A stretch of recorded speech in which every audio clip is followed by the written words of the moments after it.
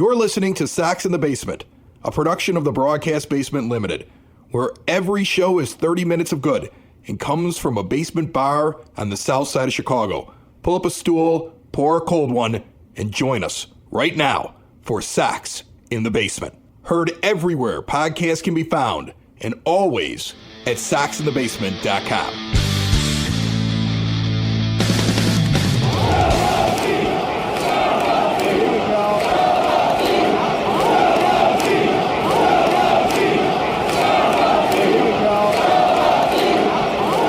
I thought about holding off for a day doing the show to see whether or not the White Sox broke the record for the most losses, but I don't even think it's going to be the only record that they break.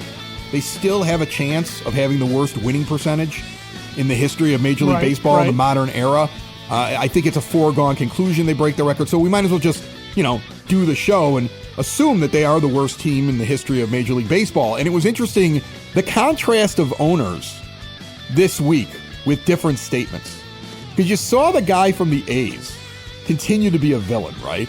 Like he wants to out-villain Jerry Reinsdorf. Like he's like, hold on a second. Wow. Hold on a second. The whole world's looking at Jerry and thinking he's the biggest villain. I'm going to write a statement taking credit for things that the A's did before I became their owner. All the World Series, surviving the earthquake. He didn't own the team during that. He didn't even own the team during the Moneyball thing with the movie that was made about it and all that stuff. He didn't even own it. And he mentions all these things that he had nothing to do with. And then he tries to say that because Major League Baseball wrote something that said that if they don't get a new stadium by a certain year, he has to go do it somewhere else. And he acts like somebody forced him to move. He came up with the idea to have Major League Baseball do that. If the owners didn't want that in there, it wasn't like the players asked for it in a CBA or something like that. The owners asked for that because he was asking for that. Give me a break. And he writes this condescending thing, and then he asks all A's fans while he takes the team to Vegas if they'll continue to buy, jerseys and support the team from Oakland. I mean, that is, that's amazing to me. Evil. There's evil, and then there's twirling the mustache, snickering while you're writing this thing evil. I mean, that is cartoonishly That evil. reminds me of the entire divorce procedures with my ex-wife. The evilness of just I'm going to twist it just a little bit more. I'm just really angry. I bet you anybody who's gone through a divorce, read that thing and be like, oh, that's the kind of stuff you get from her lawyer. That's what when I read it, I was like, oh, that's the kind of crap I get from her lawyer. Some condescending BS thing that would get sent to me to try to get underneath my skin. That isn't even true, and it's all just a made up thing. If we make it convoluted in a web, then maybe he'll be dumb enough to fall for it. That's how he wrote to his fans. He divorced his fans. Except to match this. He divorced his fans, and then he wrote something just like the bitter divorcee. But to match the divorce, your ex-wife would have also had to have claimed to have given birth to you at some point. Then you have the owner from the Phillies. Complete difference. There's video of him after the Phillies clinch the playoffs. And the manager is sitting there telling him, go have a good time. It might have even been the owner. I think the owner is the one that says that. The owner goes, go out, have a good time, but we still need to win more games. Or the manager goes we need to get this guy's trophy back. Remember what he said at the beginning. And the owner's in there in a t-shirt, getting champagne poured on him, screaming, I want my bleeping trophy back. And he went out and got Bryce Harper. And he went out and got the guys we should have gotten. Imagine Harper and Castellanos and all these other guys, that attitude of the Phillies. That's who we should have had. If Kenny Williams isn't meddling and Jerry Reinsdorf isn't cheap and Rick Hahn's allowed to do what Rick Hahn wants to do, that could have been us, right? So you see these two contrasting owners, and in the middle of it, you got Jerry just sitting around trying not to take credit for the fact that he's created the worst franchise in baseball history. What an amazing week to look at MLB ownership and wonder why the government allows this cartel to operate the way that they do. Because that's what it is. You're getting to an interesting level of depth there, because everybody you would expect that owns a Major League Baseball team would be like the Phillies owner, right? He, wants his trophy back, is willing to go out and do what he can to build a team. And like you said, getting high-priced guys. He's the one that signed Zach Wheeler, right? He's the one that signed Bryce Harper when both of those were options for the White Sox, and the Sox don't even contact And Harper wanted to come here. Even though he and Nicky Delmonico are becoming besties on Twitter at the time. And, he gets guys like Nick Castellanos and Trey Turner and JT Realmuto. And they've got a farm system that's not very good, but it's been good enough to get a trade here or there. And just the ability for the Phillies to turn into a contender, if you look at what they did, it's not the Dodgers. It's not quite at that level, but it's an owner who's willing to spend, and it's an owner who's willing to put some quality players on the field and then let his team build around them with younger players and guys that may or may not be that great, but the contrast between the A's owner and Jerry, that's where you sit there and you look at guys like that, and you talk about teams that are perennial also-rans like the Pirates, okay?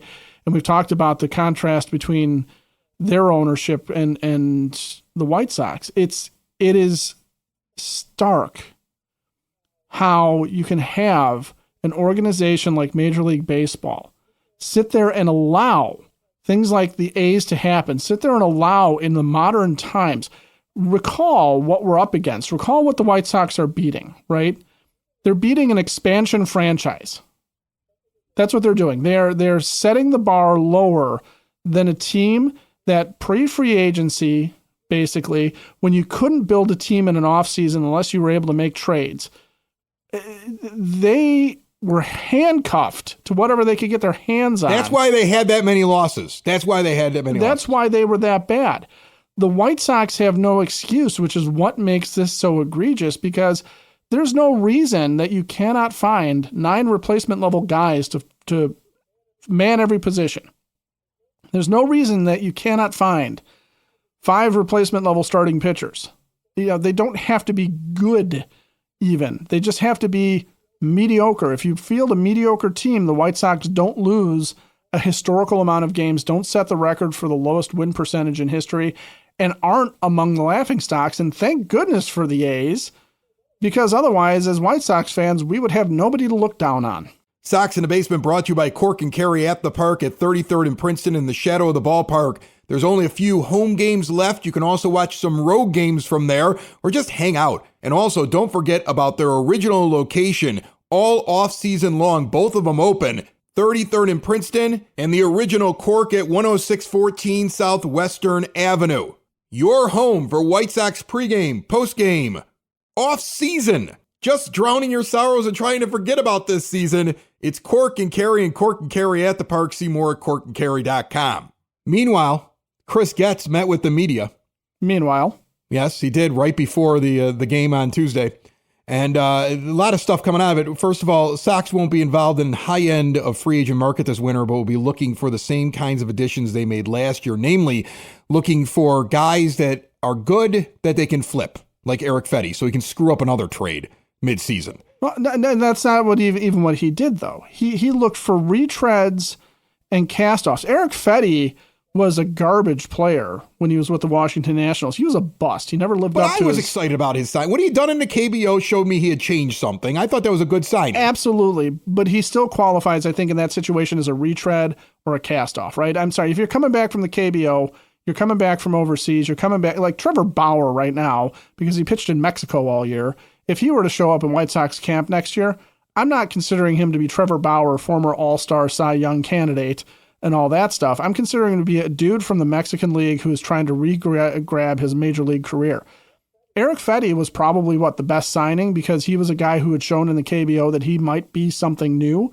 But Tommy Pham was a guy who couldn't find a job. Paul DeYoung was a guy who couldn't find a job. Chris Flexen probably would have found a job, but not with anybody that, he wasn't highly sought after. But again, you have $50 million. We went over this in the show. You have so much money that's available. You can go out and get better players in that in free agency that you can flip. Go sign somebody to a $10 or $12 million deal or more, because if you still intend to flip them, it's a higher quality player. Go get yourself guys that are way up high or impact higher up minor league players. You could do better than the Fetty thing. Like, that's the thing. Like, you really hope there's something lost in the translation there, because you don't need to just go for the Fetty level, because you have so much more payroll flexibility, and you still would come in at the bottom of Major League Baseball payroll-wise. You're not thinking properly, because here's the other thing. You go out and you have a $90 million payroll, or $93 million payroll, I think is what we came up with, for them to have $50 million in room to go spend money. And you trade those guys halfway through the season. You trade a couple of those $10 to $12 million players because you really do want to flip. Then you're only paying them half of that salary, because at the halfway point, they become the other person's problem, right? Because they've moved over. So your payroll actually at the end of the year would sit at like 80. So that's the thing. Like, you don't need to go out and go Fetty level necessarily. If there is somebody you really like, fine, I get it.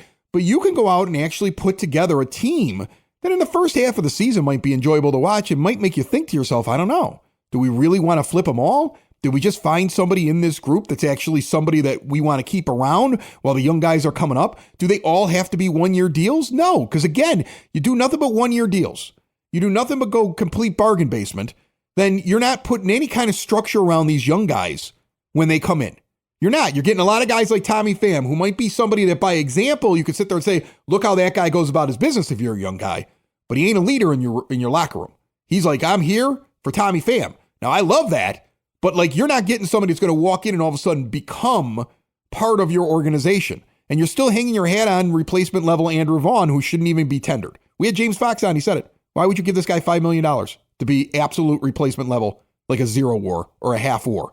Also, why would you go anywhere else except for Hyatt Home Medical Equipment to keep mom and dad, grandma and grandpa out of assisted living? Help them switch to a new age of life. Help them get around on their own and live independently. Stair lifts, ramps, grab bars, lift chairs, and even bathroom remodeling. They work with your insurance and have 0% financing for qualified individuals. Unhappy with your vendor when it comes to CPAP machines? Switch now, get supplies directly mailed to you, and test them all out at their beautiful showroom on the Southwest side. They also have the latest and greatest in continuous glucose monitors. Check out Hyatt Home Medical Equipment and learn all about them at hhme.com.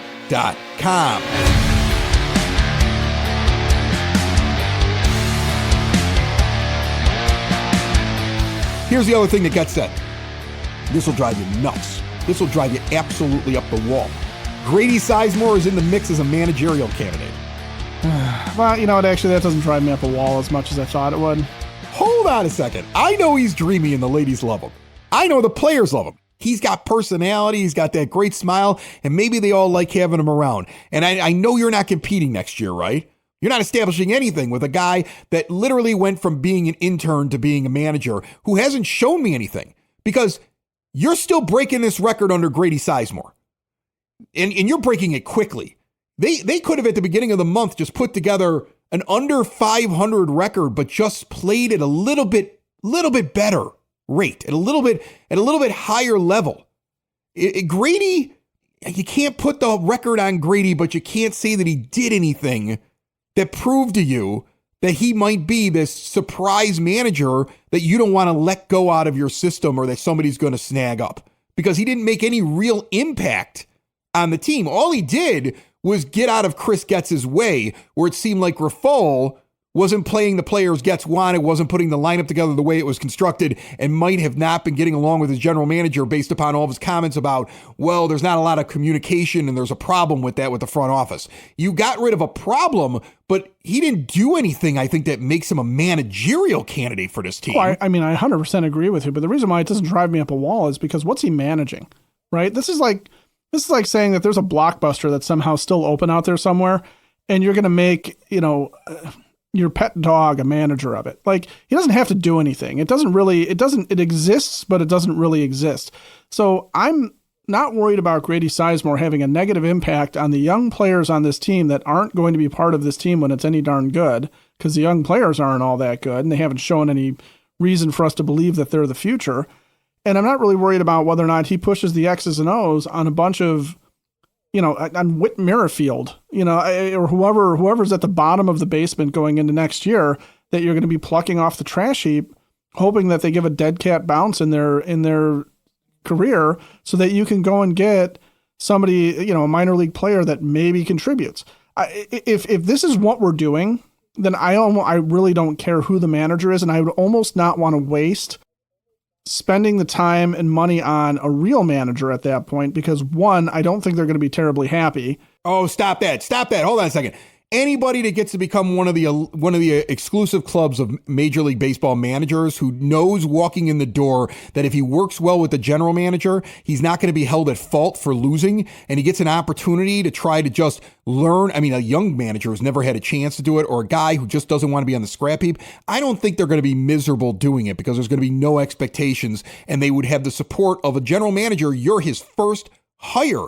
I think this would be, I don't buy the idea of there's such a sucky team that whoever comes here would be miserable. They wouldn't take the job if they thought they were going to be miserable. They're going to feel like they can do it. And again, when do you start, Ed? Like, here's the thing. When do you start? You can't have 9 prospects and a never was manager. And like, you can't have everybody in their infancy. You got to have some adults in the room. You got to have some professionals around to set tone and to build with. You can't just go out there and send out a bunch of children essentially that don't know what they're doing. And then one day say, okay, you're all adults now. And they're still sucking their thumbs because they never got an example. They never had like real ball players or real management around them. I think you got to build at some point. I don't want to, 2025 is going to suck, but don't throw it completely away where in 2026, we're all sitting around going, okay, we're going to finally start adding some things, but none of these guys have any experience. Yeah, but here's the thing. What are you going to go after then as a manager? Because you're right. If you're going to give a bench coach, if you're going to give somebody on a major league staff their first managerial job, that's fine. Okay. But I'm not excited about the idea that somebody else's bench coach is going to be the answer as a manager necessarily. Okay. What he was talking about doing was going and getting an established manager. Now, what established manager, unless they're out of work? So if Miami fires Skip Schumacher and you bring him in, okay, yeah, Skip Schumacher is going to be happy to have a gig, and you're right about that. Is Skip Schumacher, was he able to create a culture and teach a lot of questionable Miami prospects how to work out and get it done? Because, well, no, not really. Miami's not doing so great. Now, granted, they've had injury issues and all that stuff, and you can make excuses and you can make suppositions about what happened down there. But the reality is that if he's going to try and lure somebody who is of real value as a manager, somebody who actually impacts the game, somebody who actually impacts the culture, they are going to look at this and go, I don't know what I'm working with here. Okay. If the Cubs for some reason fire Craig Counsell, who's got a very good reputation as a manager from his time in Milwaukee, but doesn't seem to be working well for whatever reason with the Cubs, if he's looking at this job, and there will be other jobs, I don't think he looks at the White Sox, even if he and Getz would get along, even if there's going to be good energy and synergy between the two of them, because again, what exactly is he managing? Who is he creating the culture for? I don't know that there's a chicken and egg argument here. Do you try and build up the right kind of players on the field and then find the manager that can get the most out of them at that time when you have something established there in terms of what you want talent-wise, what kind of player you want on the field? Or do you set it up with the manager? Because I think you and I are suggesting two separate things. Well, I think here's what you probably need. They did the right thing with Ricky Renteria. Ricky Renteria was a teaching manager. Ricky Renteria was the guy that was going to listen to whatever they told him. Like when I specifically directly asked Ricky Renteria with Rick Hahn standing next to him years ago, before this all became what it became, and we all had hope. And I got the opportunity to talk to them, and I said, who makes the lineups? I remember there was a big discussion on this show. Who makes the lineups? And Ricky went into this whole thing to try to hide the fact that he wasn't making the lineups, and it was really obvious that Rick Hahn was telling him what he wanted to do. But then Ricky was keeping guys in a little bit longer. He would explain that. Sometimes you got to see if a guy's going to get better. You're developing. You're not trying to win. You're developing players while you're doing this. You want to be competitive. You don't want to lose a lot. You got to still teach them how to win. But every once in a while you go, you know what? I got to find out whether or not this guy is this type of player. What does he have inside of him? What is he capable of doing? Now, that's amazing to hear when you think about there were no analytics being used. Like, that is such a gut feeling type thing. Like, well, since we don't pay attention to whether or not he would be good against this player in the first place based upon his pitch mix and the way that this guy hits and where his hot and cold zones are, if we're not taking any of that into account, we're just really trying to see whether or not he's got guts. It sounds really stupid, but the premise is he was teaching. That was like, he was one of the one good hires, one of the one good moves throughout the entire process. He was the right guy for the job. And if you dispute that, I would point to what happened with the Cubs. He did the same thing for the Cubs. He just wasn't the guy they believed that was going to take him the rest of the way. And he showed that. He showed that. Remember, right before they got rid of him, he was making decisions more in the teaching style and talking about how he was going to do that again next year. And that was not matching what Hahn was saying. So you knew that there was finally a disconnect between the two of them in their philosophies. One is just a really good teacher, but doesn't really have the killer mentality to go out and win. You needed to go out and get another manager at that time, and then you just went out and got the wrong one because Jerry stepped in. But Rick Renteria, that type of manager, makes sense for this team. I don't see what Grady Sizemore brings that's Rick Renteria-like. And maybe I'm wrong about that, but I don't see Grady as being the kind of person that has demonstrated that he's that guy. If they were looking for a guy like that, and they're like, okay, we're going to go get a guy like that, and then what we're going to do is we're going to take some of this $50 million that we really should have.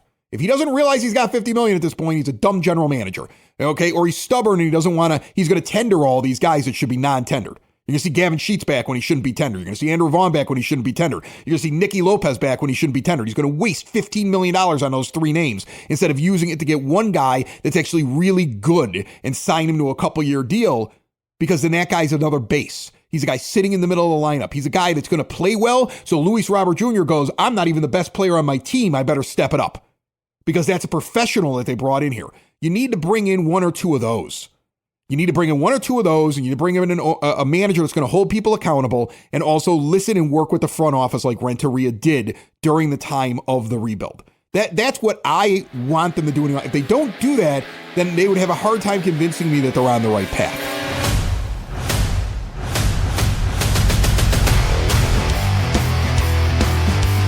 Sox in the Basement listeners trying to make the most of your money, give a call to Tom Walsh, your Edward Jones financial advisor. Located on the corner of 111th and Kedzie, but serving the Chicagoland area, Tom has a get-to-know-you approach and a do-the-right-thing attitude. He's been doing this for decades. It's all about knowing your options when you're investing and planning for your retirement. No matter what stage you are at, it costs nothing to check in with Tom. Give Tom Walsh, your Edward Jones financial advisor, a call today, 773-779-0023. Edward Jones, member SIPC. Now, getting back to, you said this was going to drive me up a wall. And the reason why Grady Sizemore staying as manager doesn't drive me up a wall necessarily is I don't know what, you're right, I don't really know what he brings to the table. But if it is something where that's going to be the kind of manager he is, he's going to be a Ricky Renteria where he connects with the players,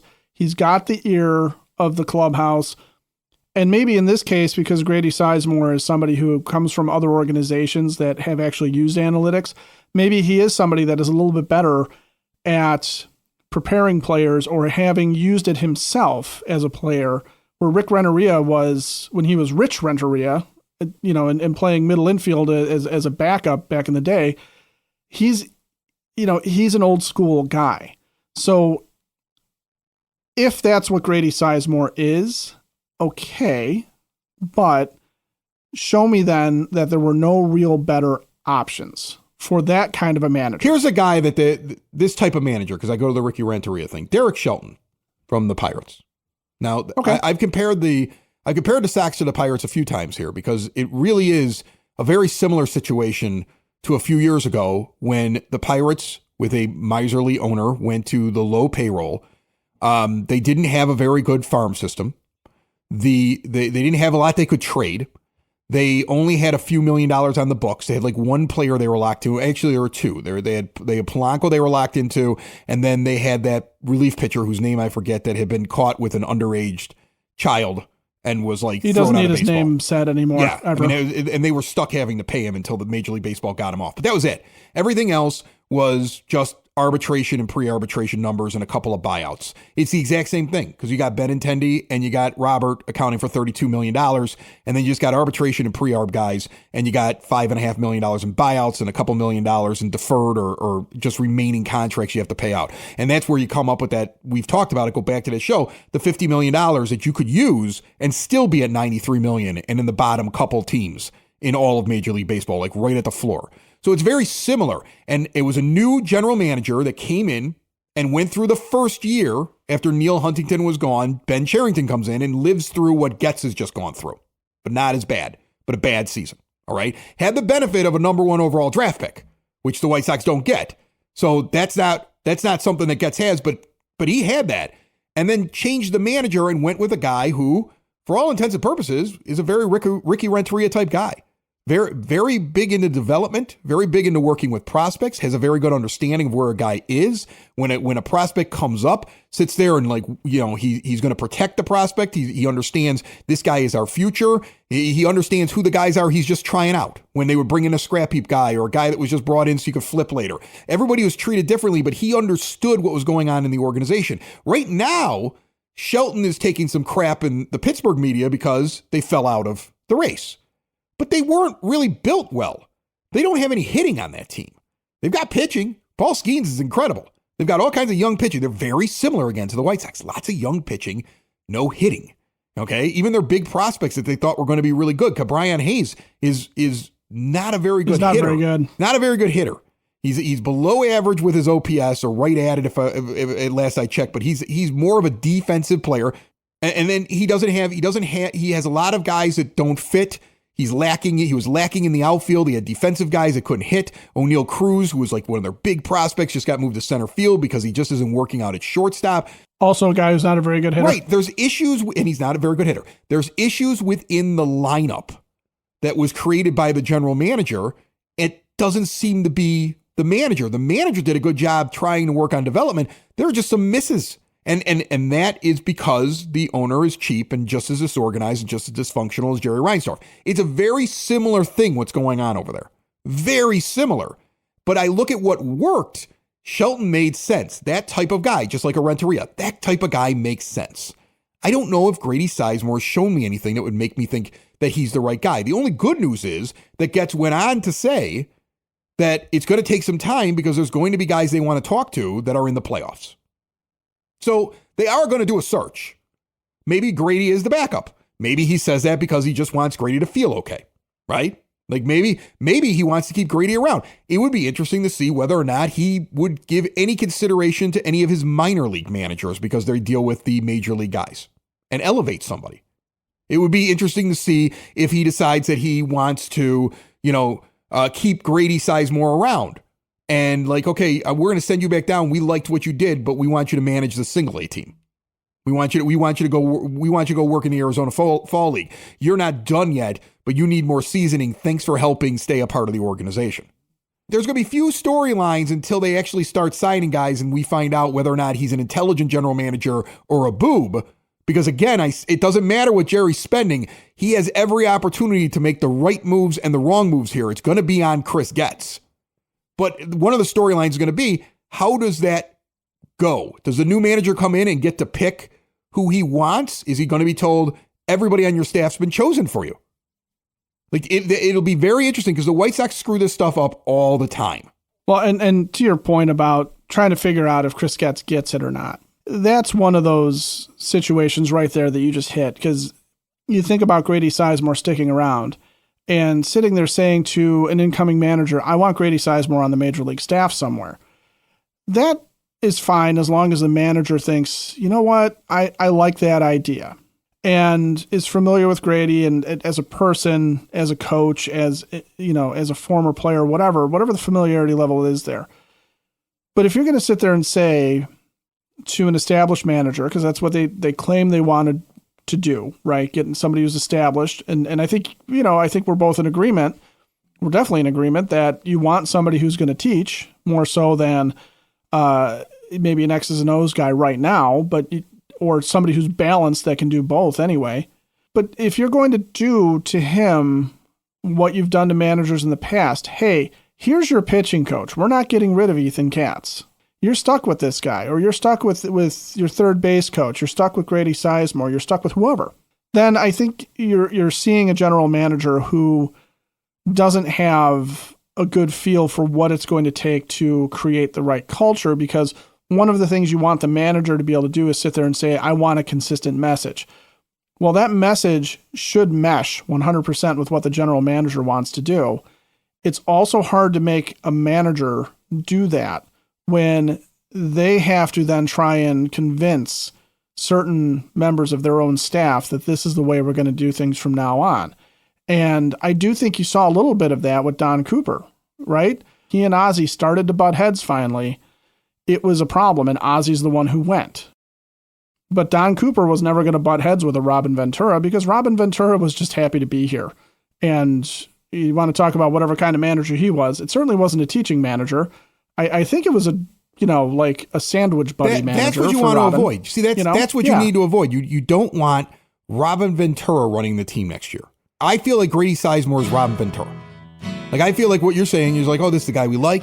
We think he's smart. Remember the whole thing with Robin? Oh, he's a smart guy. He's a good baseball guy. Hawk Harrelson be like, good baseball guy. Every time I talk to Robin out there, Robin's talking, he's thinking, smart guy. Like him. Got the TW. Nolan got one over on him that one time, but that wasn't Robin's fault. Can't lead with the head. Well, and also you just don't fight Nolan Ryan. Sox in the basement. Sox in the basement. Sox in the basement. Sox in the Basement. Heard everywhere podcasts can be found, and always on soxinthebasement.com.